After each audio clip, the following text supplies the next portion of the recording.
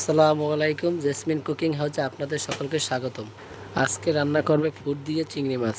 এটাকে আমাদের বরিশালের ভাষায় ফুট বলে এবং কেউ কেউ বাঙ্গিও বলে। তো চলুন দেখে আসি এটা কিভাবে রান্না করে। তো প্রথমে রান্নার জন্য একটি কড়াই বসিয়ে দিল আর দিয়ে দিল 2 টেবিল চামচ তেল।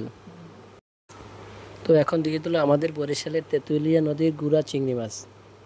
এখন এটাকে হালকা ভেজে নেবে।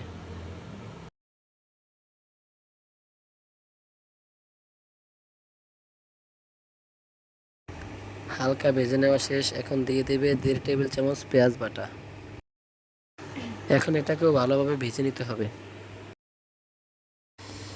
ভেজে নেওয়া শেষ। এখন দিয়ে দেবে 1 চামচ হলুদের গুঁড়া আর 1 চামচ মরিচের গুঁড়া আর দিয়ে দিল স্বাদ মতো লবণ। এখন এটাকে ভালোভাবে মিশিয়ে নিতে হবে। এখন দিয়ে দিল সামান্য পানি। এখন এগুলোকে ভালো মতো কষিয়ে নিতে হবে। কষানো শেষ। এখন দিয়ে দেবে কিউব করে কাটা ফুট। এটা আমাদের ক্ষেতের কাঁচা ফুট। এই রান্নাটা কাঁচা ফুট দিয়েই করতে হয়। আপনারা ট্রাই করবেন কাঁচা ফুট দিয়েই করার। দেখতেই পাচ্ছেন এটা এখন ভালোভাবে নেড়ে চেড়ে নিচ্ছে। নেড়ে নেওয়া শেষ। এখন ঢাকনা দিয়ে দেবে।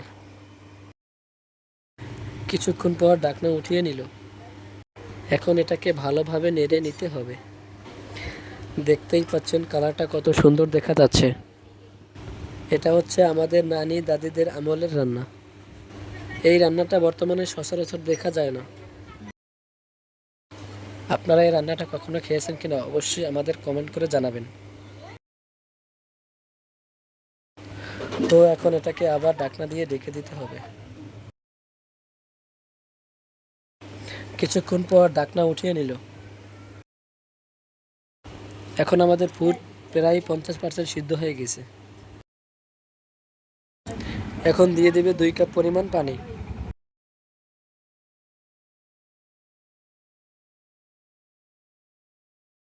এখন এটাকে হালকা নেড়ে চেড়ে ঢাকনা দিয়ে দিতে হবে।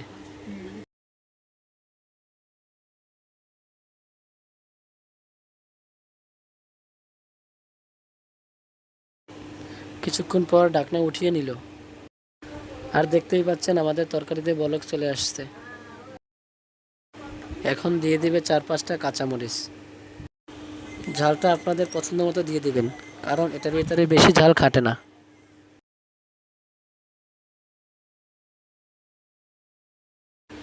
এখন এটাকে আবার ঢাকনা দিয়ে দিতে হবে। কিছুক্ষণ পর আবার ঢাকনা উঠিয়ে নিল। এখন আমাদের রান্না প্রায় শেষের দিকে।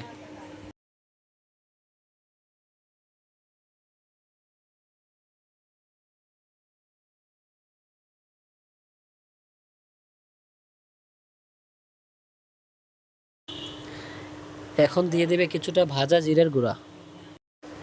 এখন এটাকে 1 মিনিটের মতো রান্না করে নিতে হবে।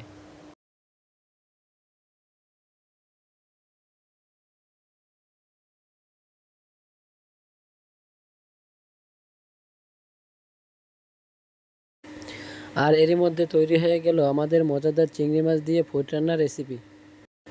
এটা আপনারা বাসায় অবশ্যই একবার হলেও ট্রাই করবেন আর কমেন্ট করে জানাবেন কেমন হয়েছে।